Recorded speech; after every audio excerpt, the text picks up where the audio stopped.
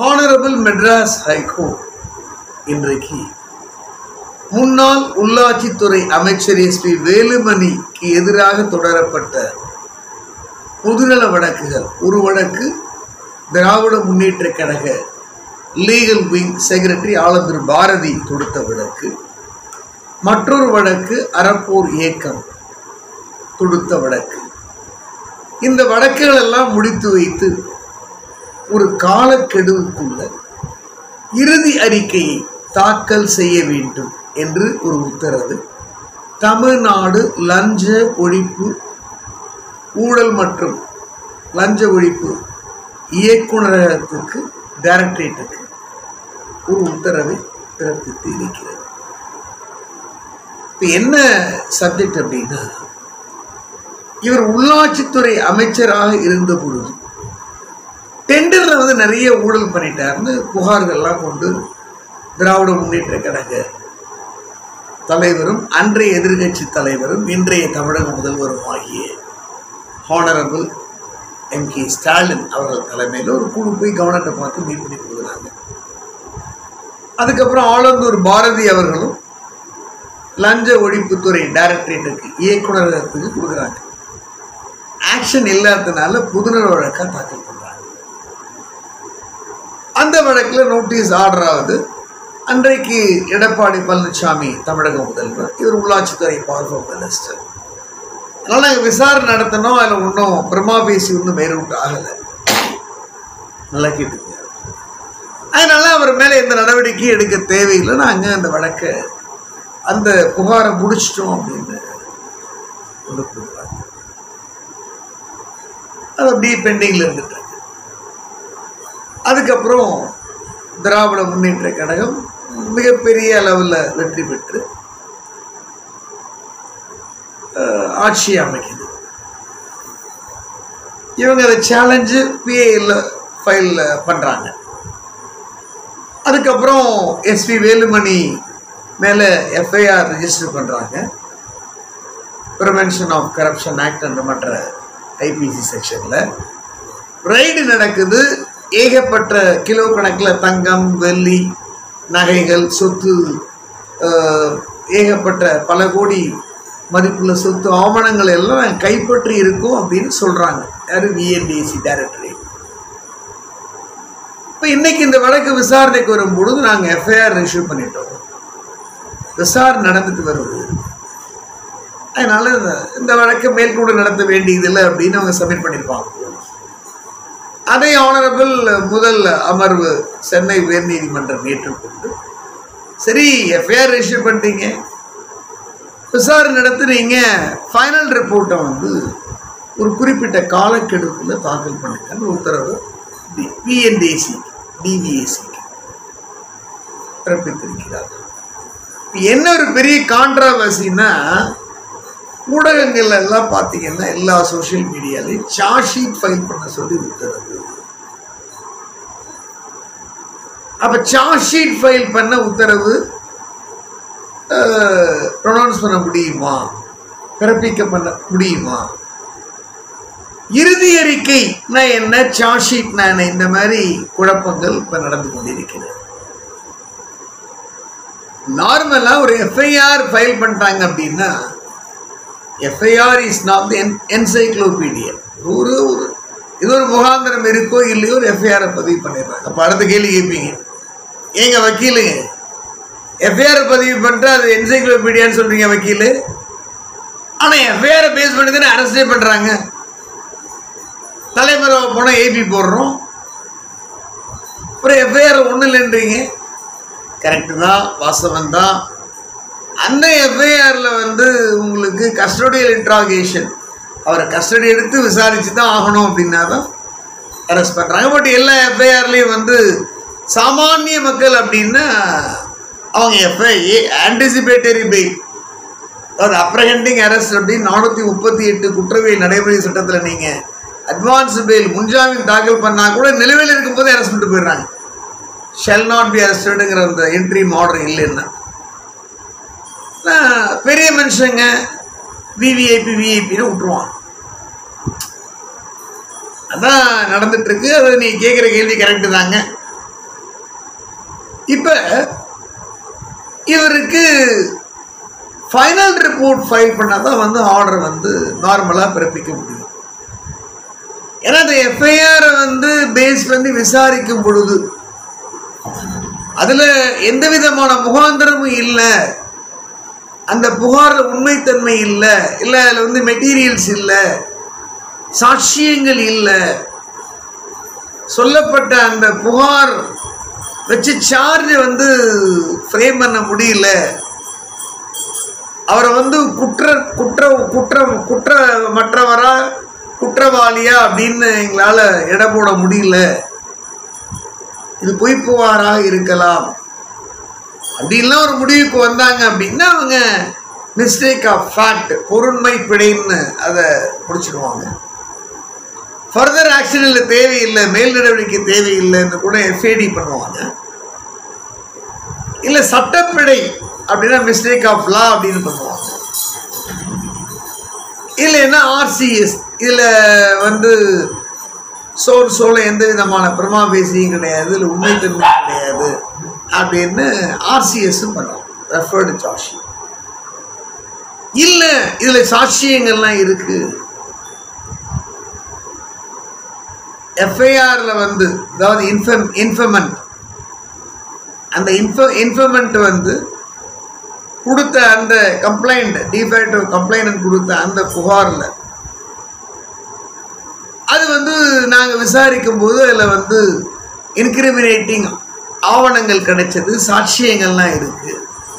இதெல்லாம் நாங்கள் வெயிட் பண்ணி பார்க்கும் பொழுது அந்த இன்ஃபர்மெண்ட் அதில் வந்து உண்மைத்தன்மை இருக்கிறது,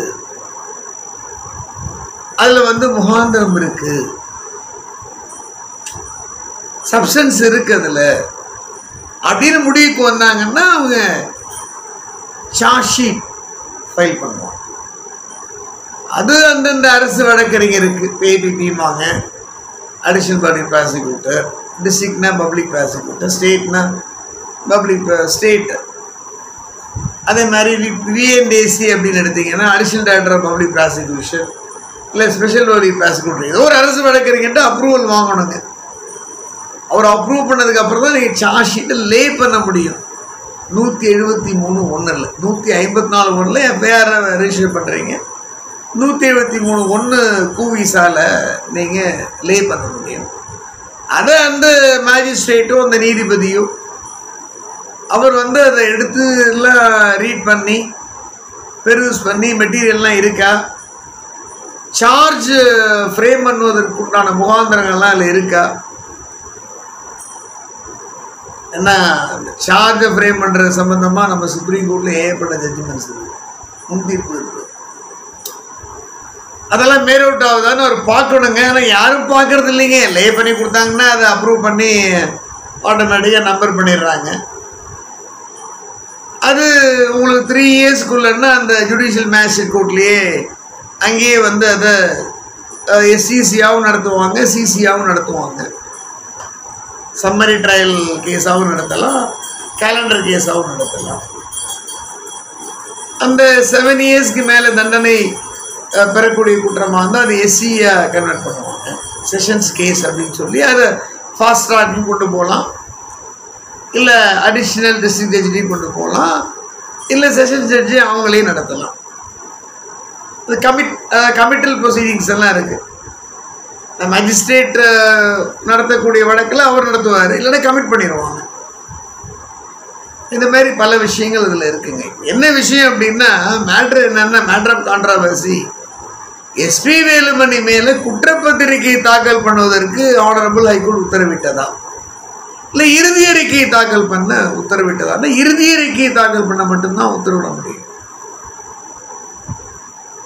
இன்வெஸ்டிகேட்டிங் அத்தாரிட்டி அப்படின்னா ஐஓ தான், அவர் தான் விசாரணை நடத்தி அந்த அந்த இன்ஃபர்மெண்ட்டில் இருக்கிற அந்த கம்ப்ளைண்டில் இருக்கிற சங்கதிகள்லாம் வந்து உண்மை அப்படின்னு ஒரு முடிவுக்கு வந்தால் தான் அவர் கில்ட்டின்னு கொண்டு வந்து குற்றப்பத்திரிகையை தாக்கல் பண்ண முடியும். ஸோ ஃபைனல் ரிப்போர்ட் அப்படின்னா இறுதி அறிக்கை, சார்ஜ் ஷீட்னா குற்றப்பத்திரிகை. இது ரெண்டுக்கும் அந்த வித்தியாசங்கள் இருக்கு.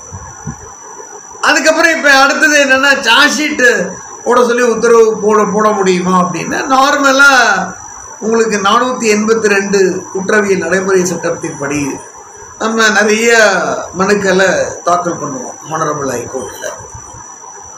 அங்கே வந்து direct the respondent police to file the final report in crime number so and so dated pending on the file of respondent police. அதுதான் நார்மலாக ஃபைனல் ரிப்போர்ட் தான், இறுதி அறிக்கை தான் சொல்ல முடியும். அந்த இறுதி அறிக்கை எப்படினாலும் இருக்கலாம், க்ளோஸும் பண்ணலாம், க்ளோஷர் ரிப்போர்ட்னு கூட சொல்லுவாங்க. அது இல்லை அதை ப்ரொசீட் பண்ணி குற்றப்பத்திரிகையை தாக்கல் பண்ணலாம். இவர் வந்து குற்றம் இழைத்திருக்கிறார், hence the charge, he has committed the offense, he ends the charge அப்படின்னு வந்து சொல்லலாம். அதனால் இப்போ எஸ்வி வேலுமணி மேலே இறுதி அறிக்கை அந்த வழக்கில் அந்த கிரைமில் தாக்கல் பண்ண சொல்லி உத்தரவிட்டதாக தெரிய வருகிறது. இதில் அடுத்த கொஸ்டின் என்ன கேட்குறாங்கன்னா எல்லாருமே, அப்போ 41 சம்மன் அனுப்பிச்சு விசாரிக்கலாம், 41A அப்புறம் அமெண்ட்மெண்ட்டில், அதாவது எஃப்ஐஆருக்கு முன்னாடி ஒரு என்கொயரின்னு ஒன்று இருந்ததுன்னு வச்சுங்களேன், அந்த என்கொயரியும் போது அரெஸ்ட் பண்ணிடுவாங்கிறதுனால தான் நம்ம முன்ஜாமீனுக்கு போகிறோம் கிளைண்ட்ஸுக்கு. அப்போ பிஃபோர் என்கொயரிக்கு முன்னாடி ஒரு 41 சம்மன் அனுப்பிச்சு விசாரிக்கிறதுக்கு உத்தரவிடலாம். 41 சம்மனில் போலீஸ் வந்து அந்த கம்ப்ளைண்ட் மேலே விசாரிக்கலாம். அவர் ஒன்று அதை அந்த கம்ப்ளைண்ட்டை ஒரு முடிவு கொண்டு வந்து க்ளோஸ் பண்ணணும், இல்லை எஃப்ஐஆர் ரிஜிஸ்டர் பண்ணணும். இந்த எஸ்பி வேலுமணி வழக்கு எடுத்திங்கன்னா எஃப்ஐஆர் ரிஜிஸ்டர் ஆச்சு. ஸோ 41 சம்மன் அப்படிங்கிறது அங்கே கொஸ்டின் ரைஸ் ஆகாது according to my criminal jurisprudential knowledge. ஆனால் இன்வெஸ்டிகேஷனுக்கு அவங்க சம்மன் அழைச்சி வரவழைக்கலாம் வரும். ஏன்னா இன்வெஸ்டிகேஷன் இன்னும் முடியலையே, இப்போதான் பிகின் ஆயிருக்கு. இன்வெஸ்டிகேஷன் பண்ணணும் அப்படின்னா அவங்க ஆஸ் அண்ட் வென் ரெக்வயர் ஆகும்போது கால் பண்ணலாம். அதை வந்து நம்ம காலே பண்ணக்கூடாது அப்படின்னு சொல்ல முடியாது. அப்படி அதில் ஏதாவது உங்களுக்கு கிரீவன்ஸ்னா சம்மன் எடுத்துட்டு ஹைகோர்ட்டுக்கு வர வேண்டியது, அவர் கூட்டு விசாரிக்கலாம். இன்வெஸ்டிகேஷன் முடிஞ்சிச்சு அப்படின்னா அவங்க ஃபைனல் ரிப்போர்ட்டை இறுதி அறிக்கையை தான் தாக்கல் பண்ணுவாங்க. ஆனால் கொடநாடு வழக்கில் வந்து இன்வெஸ்டிகேஷன் முடிந்து இறுதி அறிக்கை தாக்கல் செய்து 313 கொஸ்டின், அதாவது வந்து ட்ரையலே முடிவுக்கு ஒரு நிலையில கூட வந்து விசாரிக்கலாம் அப்படிங்கிற ஆர்டரையும் ஆனரபிள் இந்த மெட்ராஸ் ஹைகோர்ட் ஒரு அனுபவ கேஸில் பிறப்பித்தாங்க. அதை எடுத்துட்டு அவர் சுப்ரீம் கோர்ட்டில் போய் நம்ம சுப்ரீம் கோர்ட்டில் சேலஞ்சு பண்ணாங்க. ஆனால் ஆனரபிள் மெட்ராஸ் ஹைகோர்ட்டுடைய ஜட்ஜ்மெண்ட் அப்பீல்ட் ஆயிடுச்சு. அதில் இந்த கான்ட்ராவர்சியும் இருக்கு. அதாவது குற்றப்பத்திரிகை தாக்கல் செய்த பிறகு சம்மன் அனுப்பிச்சு விசாரிக்கலாமான்னா இந்த கொடநாடு வழக்கில் விசாரிச்சுட்டு இருக்காங்க. ஸோ அது ஒரு பெரிய கான்ட்ராவர்சி. அதுக்கப்புறம் அடுத்த ஒரு பெரிய ஒரு கேள்வி என்ன எழுது அப்படின்னா, நார்மலாக வந்து உங்களுக்கு இந்த honourable farmer chief minister Jayalalithaa, disproportionate Sasikala வழக்கில் எல்லாம் 200 CRPC 191B,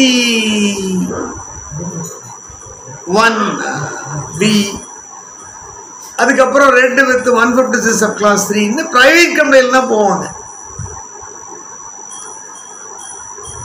அப்போ பிரைவேட் கம்பெனியில் போய் தான் சுப்பிரமணிய சாமி ஒரு சாதாரண private company 200 CRPC 2 with 191B 2 with 156 sub கிளாஸில் போய் அதில் எஃப்ஐஆர் ரிஜிஸ்டர் ஆகி எல்லாமே முடிஞ்சு போச்சு. அது பிரைவேட் கம்ப்ளைண்ட்டுங்கிறது பெரிய வெப்பன்கிறது Subramania Swamy Jayalalithaa honourable former CM case நிரூபிச்சிட்டாரு. ஆனால் இவங்க என்ன பண்ணுறாங்கன்னா பொதுநல வழக்கில் வர்றாங்க அந்த 226. இப்போ கேள்வி என்ன எழுதுன்னா 226ல் ஃபைனல் ரிப்போர்ட் ஃபைல் பண்ண சொல்லி இன்வெஸ்டிகேட்டிங் ஏஜென்சிக்கு உத்தரவிட முடியுமா?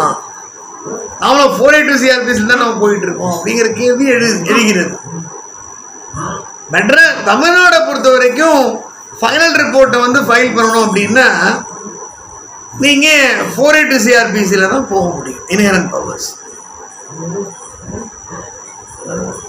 நானே பார்த்தீங்கன்னா மோர் தென் ஒரு 600 to 700 இன் பிட்வீன் 482 சிஆர்பிசியில் தான் ஃபைனல் ரிப்போர்ட் ஃபைல் பண்ணுறதுக்கு ஆர்டர்ஸ் வாங்கியிருக்கேன் ஃப்ரம் வேரியஸ் ஹானரபிள் ஹைகோர்ட்ஸ்.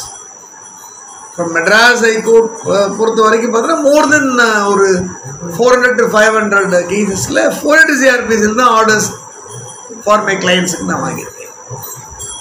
226 எங்கே வாங்கியிருக்கேன்னா கேரளா ஹைகோர்ட்டில் டெல்லியில் வாங்கியிருக்கேன். இப்போ 226 நார்மலாக மெட்ராஸ் ஹைகோர்ட்டை பொறுத்த வரைக்கும் ஃபைனல் ரிப்போர்ட் சம்பந்தமான கேசஸ் எல்லாம் வந்து நார்மலாக என்டர்டெயின் பண்ணுறது இல்லை. ஏன்னா இங்கே ரிட்டுன்னா ஒரு ரிட்டு மட்டும்தான் இருந்தது. Present honourable justice is lordship mister justice Sanjay Kishan Kaul அவர் ஆனரபிள் சுப்ரீம் கோர்ட் இங்கே ஆனரபிள் சீஃப் ஜஸ்டிஸாக இருக்கும்போது தான் WP சிவில் WP கிரிமினல் அப்படின்னு சுப்ரீம் கோர்ட்லேயே மற்ற ஸ்டேட்டில் இருக்கிற மாதிரி இன்ட்ரடியூஸ் பண்ணார். இப்போ கிரிமினல் சிஆர்பி சம்மந்தப்பட்டது கிரிமினலாக போயிடுதுங்க. இப்போ கிரிமினலாக போனால் என்ன நமக்கு பாதிப்பு அப்படிங்கிறது என்னன்னா, நார்மலாக WPனா ஜென்ரல் மிஸ்செலேனியஸ் ஹானரபிள் போர்ட்ஃபோலியோ பெஞ்சுக்கு போஸ்ட் பண்ணிட்டு இருந்தாங்க. இப்போ கிரிமினல் அப்படின்னா சிஆர்பிசி இன்வால்வ் ஆகிற பெட்டிஷன்ஸ் என்ன honourable 482 CrPC portfolio honourable portfolio பெஞ்சுக்கு தான் அதை போஸ்ட் பண்ணுறாங்க. சிவில் WPனா நீங்கள் இன்ட்ரா கோர்ட் அப்பீல்னு ஒன்று இங்கே போகலாம், ரிட் அப்பீலுக்கு போக முடியும், 15 ஆஃப் லெட்டர் ஆஃப் பேட்டன்ட் ஆக்டில் போக முடியும். ஆனால் WP கிரிமினல் அப்படின்னா இன்டர் கோர்ட் அப்பீல் தான் போக முடியும், சுப்ரீம் கோர்ட் மட்டும் தான் போக முடியும். 362 சிஆர்பிசி இங்கே பார் ஆகிடுது. இது ஒரு பெரிய ஒரு ட்ராபேக். இப்போ கூட one of my client at mood நான் சொன்னவர்கிட்ட இது கிரிமினல் ரிட்டுங்க, நீங்கள் SLP தான் போகணும். ஆனால் அவர் வந்து அது ஒரு 9,000 ரூபா செலவு பண்ணியிருக்காரு. Honourable justices their lordships mister justice PN Prakash and honourable missus justice her lordship R Manjula அவர்களுடைய பெஞ்சில் அந்த ரிட் பெட்டிஷன் வந்திருக்கு. அவர் கிளீனாக நம்ம சுப்ரீம் கோர்ட் 2-3 ஜட்ஜ்மெண்ட்டை வந்து சைட் பண்ணி இது வந்து மெயின்டெனபிள் கிடையாதுன்னு இப்போ ரீசெண்டாக டிஸ்கஸ் பண்ணியிருக்காரு. நான் படித்து சொன்னேன். அந்த மாதிரி ட்ராபேக்ஸ் எல்லாம் இருந்தது. இப்போ 226 தான் வந்து PIL ஃபைல் பண்ணியிருக்காங்க, ரிட் ஆஃப் மேண்டமஸ். 226 வந்து ஃபைனல் ரிப்போர்ட் வந்து ஃபைல் பண்ணுறதுக்கு கிரிமினல் இன்வெஸ்டிகேட்டிங் ஏஜென்சிக்கு வந்து ஒரு உத்தரவை பிறப்பித்திருக்கிறார்னா இதை நம்ம மறுபடியும் ஃபாலோ பண்ண வேண்டியதான். ஆனால் அது பொதுநல வழக்காக போட்டால் தான் அதில் 226 மேலோட்டு ஆகும்.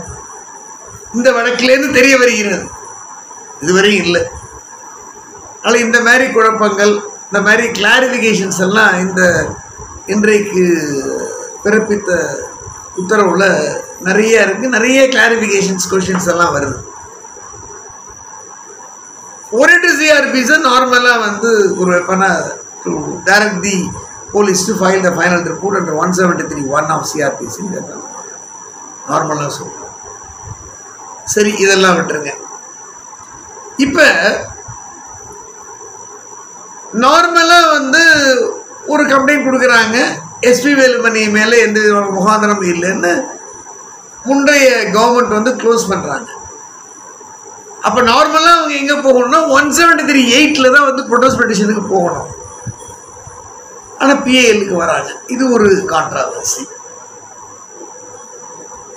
மறுபடியும் அவர் ஆனரபிள் ஹோம் மினிஸ்டர் மிஸ்டர் அமித்ஷாவையே சிபிஐயில் ஒரு வழக்கில் அரெஸ்ட் பண்ணவர் தான் இப்போ DVACயோடைய டைரக்டராக இருக்காருன்னு தெரிய வருகிறது. கந்தசாமி IPS நினைக்கிறேன், சப்ஜெக்ட் வெரிஃபிகேஷன். இப்போ அவர் என்ன பண்ணுறாரு, இம்மீடியட்டாக எஃப்ஐஆர் ரெஜிஸ்டர் பண்ணி ரைடெல்லாம் நடத்துகிறார். அது இன்வெஸ்டிகேஷனில் இருக்கு. இப்போ என்ன கொஸ்டின்ஸ்ன்னா, ஊழல் தடுப்பு விங்கு டிவிஏசியில் கேசஸ் எல்லாம் ரெஜிஸ்டர் பண்ணுறாங்க. ஏன் அவங்க அரெஸ்ட் பண்ணுறதில்ல அப்படிங்கிற கேள்வி பொதுமக்கள் மத்தியில், நம்ம பிரதர் அட்வொகேட்ஸ், யங்கர் அட்வொகேட்ஸ் மத்தியில் பெரிய ஒரு சாதாரண ஒரு 294B 323 ஃபைனான்சியஸ் பார்ட் 1 சண்டை அப்படின்னா உடனே நீங்கள் அரெஸ்ட் பண்ணிடுறீங்க. இவ்வளோ பெரிய நாட்டுடைய என்ன எக்கனாமிக் அஃபென்சஸ் ஒரு முகாந்திரத்தோட எஃப்ஐஆர் ரெஜிஸ்டர் பண்ணுறீங்க. இது கேன்சர் அப்படின்னு நம்ம ஆனரபிள் சுப்ரீம் கோர்ட் சொல்லி நேஷனுடைய எக்கனாமிக் வெல்த்தையே டிட்டோரேட் பண்ணுற வழக்குகள். நீங்கள் ஏன் அரெஸ்ட் பண்ணுறதில்ல அப்படின்னா, பொதுவாக அவங்க ட்ராப் பண்ணுற கேசஸை மட்டும்தான் அரெஸ்ட் பண்ணி ரிமாண்ட் பண்ணுறாங்க.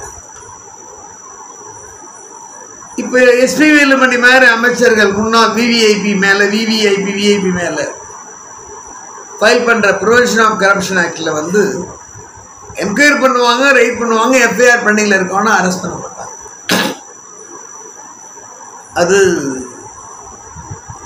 காலங்காலமாக நடந்து கொண்டு வருகின்றது. டிஸ்கிரிஷனரி பவர்ஸ் அப்படின்னு கேட்டார். அது ஒரு புதிரான விஷயம்தான். எஃப்ஐஆர் ரெஜிஸ்டர் பண்ணிட்டாங்க அப்படின்னா மற்ற வழக்குகளை கையாளுற மாதிரி அரெஸ்ட் அப்படிங்கிறது மேண்டேட்டரியாக இருக்கணும். அர்னீஷ்குமார் ஜட்ஜ்மெண்ட் இருக்குங்க.